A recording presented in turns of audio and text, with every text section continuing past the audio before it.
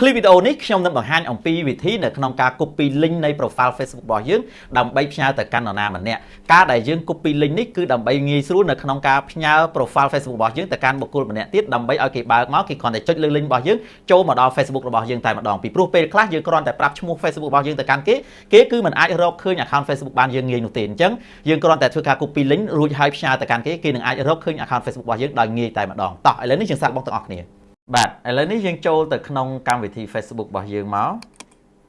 រួចហើយយើងបើក account Facebook របស់យើងបែបនេះរួចយើងចុចលើចុច3នៅខាងចុងនេះបន្ទាប់មកទៀតបងប្អូនចុះមកខាងក្រោមបាទនេះកន្លែងខាងក្រោមបំផុតនេះគេដាក់ថា copy profile link អញ្ចឹងកន្លែងនេះហើយគឺកន្លែងដែលយើងធ្វើការ copy link បាទអញ្ចឹងបងប្អូនគ្រាន់តែចុចកន្លែងហ្នឹងទៅ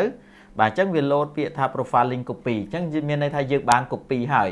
អញ្ចឹងយើងយកទៅឲ្យគេដោយរបៀបណាយើងផ្ញើទៅគេរបៀបណាពេលដែលបងប្អូនចុចកន្លែងហ្នឹងហើយហ្នឹងបងប្អូនតម្លាក់កម្មវិធី Facebook នឹងចោលទៅឧទាហរណ៍ថាយើងផ្ញើតាមកម្មវិធី Messenger អញ្ចឹងយើងបើកកម្មវិធី Messenger មកបាទរួចហើយ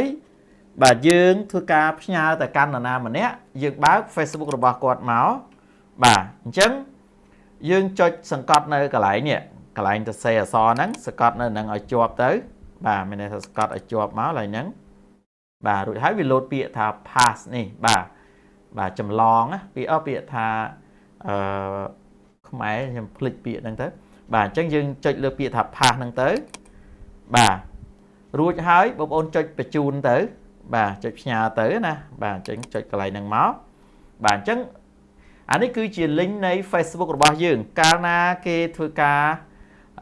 ចុចលើ link ហ្នឹងបាទចុចលើ link ហ្នឹងទៅគឺវានឹងមកដល់ Facebook របស់យើងហើយបាទអញ្ចឹងនេះគឺជារបៀបងាយៗនៅក្នុងការ copy link ផ្ញើទៅកាន់អ្នកដទៃបាទអរគុណច្រើនកុំភ្លេចជួយ share វីដេអូនេះម្នាក់មួយហើយជួបគ្នានៅវីដេអូក្រោយៗទៀត